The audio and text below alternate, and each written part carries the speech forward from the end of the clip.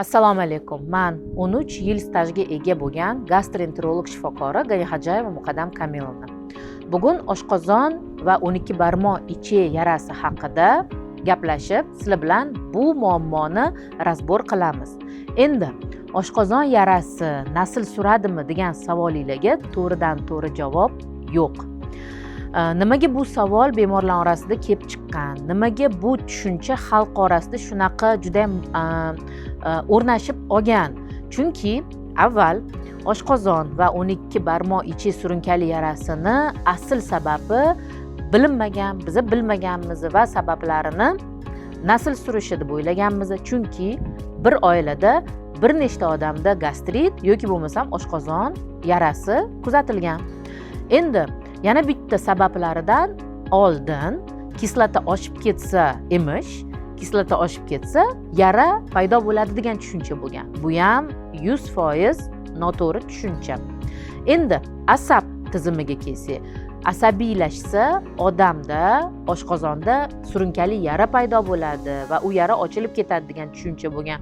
Bu ham yolg'on tushuncha.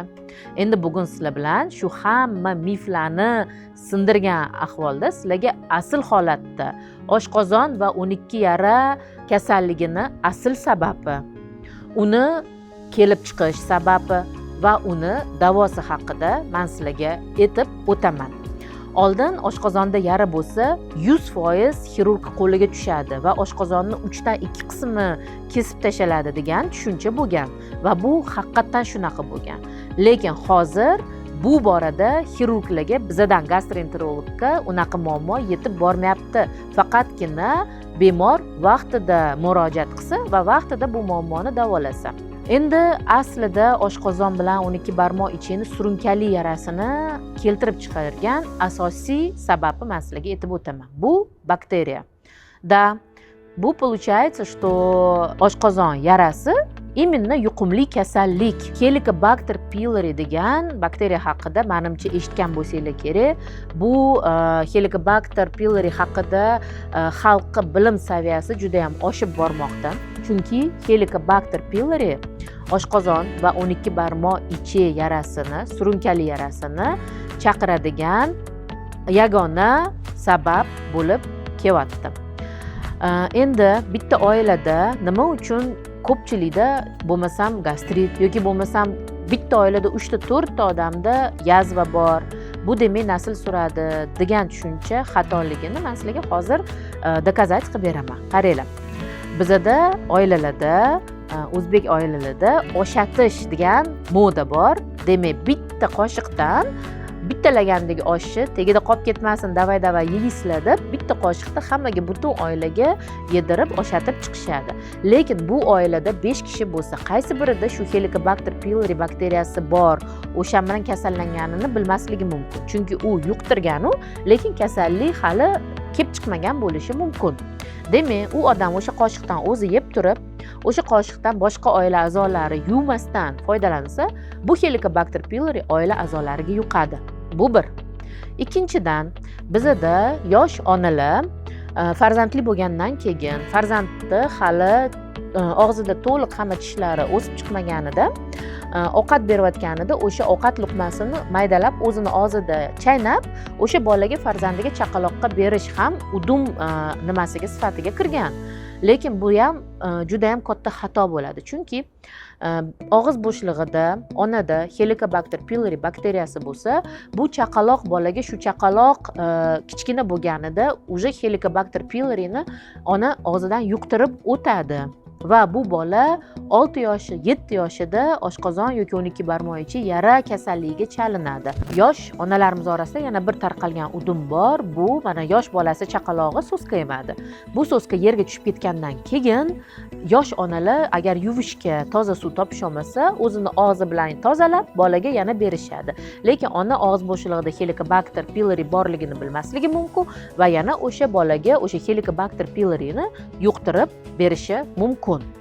Endi bakteriya Helicobacter pylori o'zi bu qanaqa bakteriya? Bu bakteriyalar orasida eng aqlli bakteriyalardan biri hisoblanadi. Nimaga? Men sizlarga hozir bir chekkadan tushuntirib beraman. Oshqozon o'zi qanaqa organ? Oshqozon bu biz yegan narsalarni maydalab, hazmga tayyorlab beradigan organ. Lekin o'shani hazmga tayyorlab berish uchun uni davorlarida kislota ishlab chiqariladi. Bu kislota hattoki qattiq bir plastmassani ham eritish darajasida kuchli kislota hisoblanadi. Endi tasavvur qilinglar, bu kislota muhitda bakteriya yashay olishini hech qaysi bakteriya yashay olmaydi, lekin Helicobacter pylori yashaydi. Uni aqlliligi shu yerdaki, u o'sha oshqozonni shilliq qavatini tagiga bekim oladi va o'zini atrofida kislotani kamaytirib, yashash muhitini paydo qilish boshlaydi. Shunda kislota bu Helicobacter pylori bakteriyasini o'ldirmaydi va Helicobacter pylori o'sha shilliq qavatida o'zini ishini qilib, ko'payib, boshida gastritdan keyin yazva kasalligini chaqiradi. Endi oshqozondan tashqari biz aytdikki, 12 barmoq ichida ham surunkali yara kasalligi, ya'ni yazva kasalligi bo'lishi mumkin. Uni ham Helicobacter pylori chaqiradi. Lekin oshqozon yarasi bilan 12 barmoq ichidagi yarasini biza qanaqa bilsak bo'ladi, uni farqi qanaqa deganda, men sizlarga hozir kichkinagina shpargalka sifatida ma'lumot beraman. Qaranglar. Agar ovqat yegandan keyin shunda yedimu og'riq boshlandi, kuchli og'riq bo'ldi desanglar, bu oshqozondagi muammo, ya'ni oshqozondagi yara bo'ladi. Lekin och qolib ketsam, qornimda, oshqozonimda qattiq og'riq bo'lyapti. Shunda bittagina luqma non chaynaversam, u og'riq kamayib ketyapti yoki butkul yo'q bo'lyapti desanglar, bu yara 12 barmoq ichidagi yara bo'ladi. Demak, oshqozon yarasi to'q qoringa, 12 barmoq ichi yarasi och qoringa oriydi. Bu sizlarga kichkinagina eslatma, vrachga borish kerak ekanligi haqida signal. Endi oshqozon yara yoki 12 barmoq ichiklikni yara kasalliklarni ko'rinishi yoki belgilari qanaqa bo'ladi? Belgilari oddiy jig'ildon qaynash bo'lishi mumkin, kekirish bo'lishi mumkin ovqat yegandan keyin yoki ovqat yegandan keyin o'sha aytganimdagi qattiq og'riq 12 barmoq ichidagi yara bo'lsa, och qorindagi yoki kechasi uyqudagi og'riq. Undan tashqari ich ketib qolishi yoki aksincha ichi qotib qolishi mumkin. Bu yara nima bilan qo'rqinchli? Surunkali yara agar davolanmasa, buni asorati bor. Oshqozon yara kasalligini asoratidan kelib chiqadigan bo'lsa, bu eng yomon asorat bu qon ketish. Demak, yara paydo bo'ladi, u oldin yuzaki bo'ladi. Davolamaganimizdan keyin liboy yaraga o'xshab bu yara chuqurlashish boshlaydi. Chuqurlashgandan keyin bitta qanaqadir qon tomir teshilib, yaradan qon ketib qolishi mumkin. Shunda qon ketganini birinchi belgisi bu ich kelganda qop-qora ich kelishi, bosh aylanishi va odamni hattoki hushidan ketishigacha bo'lishi mumkin. 12 barmoq ichi yarasini davolamasa asorati qanaqa bo'lishi mumkin? 12 barmoq ichida yara aytganimdek narsa yeganimizdan keyin og'riq qolgani uchun odamlar yillar va 10 yillar davomida vrachgacha yetib bormasligi mumkin. Chunki agar 12 barmoq ichida yara bo'lsa, vaqtida rejim bilan ovqatlangan odamlarda bu yara o'zini umuman bildirmasligi mumkin. O'zini bildirmasligi uchun ham bu yara xavfli hisoblanadi. Nimaga? 12 barmoq ichi o'zi qanaqa organ? Bu ichini bir qismi bo'lib, u xuddi taqasimon, taqaga o'xshagan formada bo'ladi. Endi deylik, bitta devorida yara paydo bo'ldi. Bu yara kattalashib, o'zi bitib, yana o'zi ochilib, yana o'zi bitib, o'sha atrofida chandiq hosil bo'ladi. O'sha qo'li yoki oyog'i kuygan odamlarni ko'rgansizlar. Misol uchun kuygan joyi qiyshayib qolishlarini ham ko'rgansizlar. Bu 12 barmoq ichidagi chandiq ham xuddi shunaqa. U chandiq paydo bo'lgan sari bu 12 barmoq ichini formasi buziladi. Hattoki chandiq paydo bo'lib, butkul bu ichini ichidan ovqat o'tmaydigan darajagacha yopilib qolishi mumkin. Agar shu darajadagi asoratlar bo'lsa, bu asorat faqat va faqat xirurglar tarafidan davolanadi. Endi azizlarim, bu asoratga olib bormaslik uchun nima qilish kerak?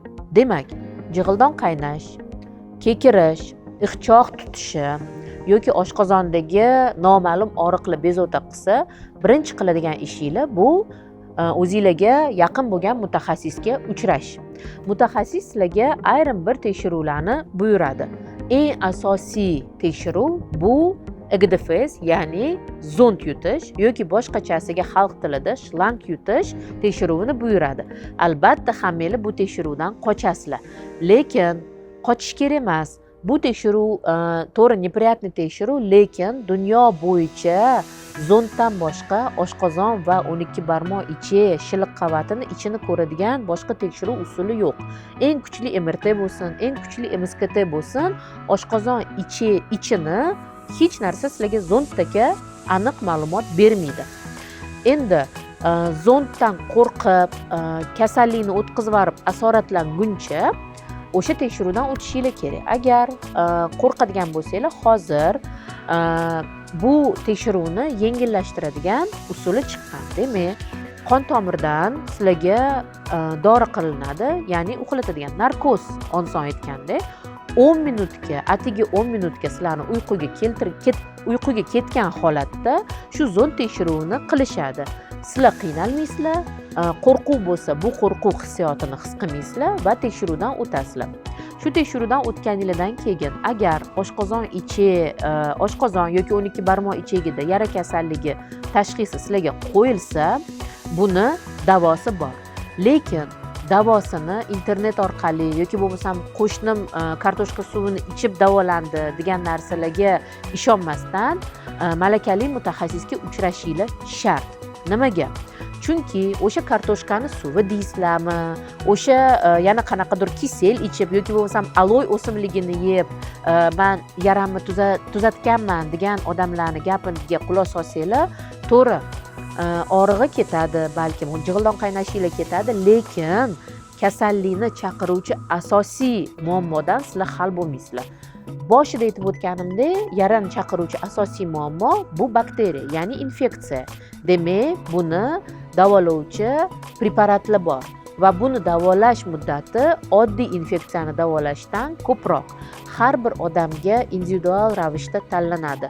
3 ta, hattoki 4 ta preparatni baravariga ichish hisobiga bo'ladigan lecheniya hisoblanadi. Lekin agar yara asoratlangan bo'lsa, bu 100% statsionarga kelib, yotib, statsionar ahvolda kapelnitsa ukol dorilar olib davolanadigan kasallik hisoblanadi. Bu yarani asoratlantirmasdan vaqtida agar gastroenterolog qabuliga kelsanglar, boyaga aytganimdek 3 ta yoki 4 ta tabletka bilan davo topsa bo'ladigan kasallik.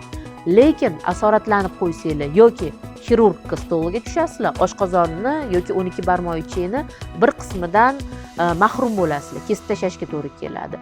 Yoki bo'lmasam ko'p yillar davomida oshqozon yarasi davolanmasa, hattoki oshqozon rakigacha ham asoratlanishi mumkin. Agar tepadagi aytib o'tgan qaysidir muammoslarni bezovta qilayotgan bo'lsa, pastdagi havola orqali ro'yxatdan o'ting, shaxsan o'zim sizlarga yordam beraman.